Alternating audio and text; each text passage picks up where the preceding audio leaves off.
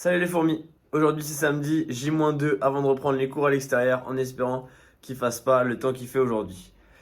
Pour le haut du jour, un petit AMRAP de 15 minutes, 30 dumbbell snatch, 20 walking lunge fente en avançant du coup et 30 double under. Pour les dumbbell snatch, vous allez pouvoir les adapter de plusieurs façons. Soit en prenant des bouteilles d'eau, soit en prenant un kettlebell et en faisant des swings, soit en utilisant un sac à dos et vous faites des swings, à vous de voir. Vous pouvez scotcher plusieurs bouteilles ensemble. Je pense qu'après après ce confinement, vous regorgez d'idées. Les fentes, vous pouvez tous les faire. Et en plus, ensuite, les double under, on les remplacera par des double taps. Sur les dumbbell snatch, ce qu'on va vouloir, c'est votre placement du dos. Ça va être la première chose qu'on va chercher à faire.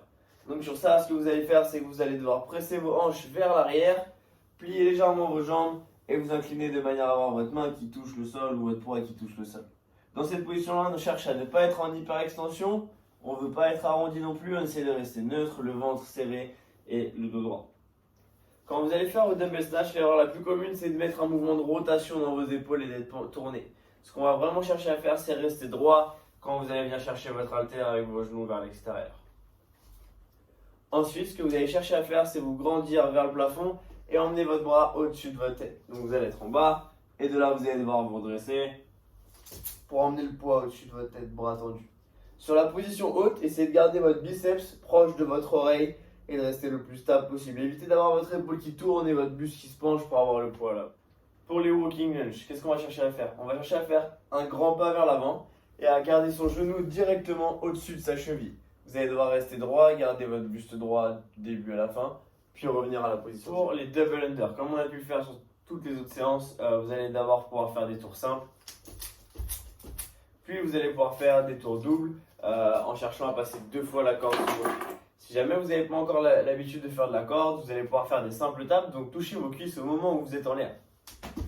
Souvent on a tendance à voir ça et à toucher pile au moment où on retombe. Essayez de sauter, sentir que vous êtes en l'air et taper vos cuisses. Si vous arrivez à faire ces simples tapes, vous allez pouvoir ensuite faire des doubles tapes. Donc exactement la même chose, mais on saute en tapant 2 fois ses cuisses.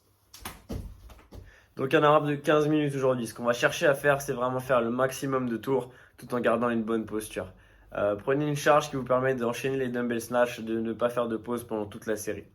Assurez-vous de travailler les transitions, c'est le changement de main entre votre main droite et votre main gauche sur votre dumbbell snatch. Pour ce qui est des lunges, ça va être facile, vous allez vraiment les faire. Ça va être plutôt comme de la récup, même si c'est que 20 répétitions.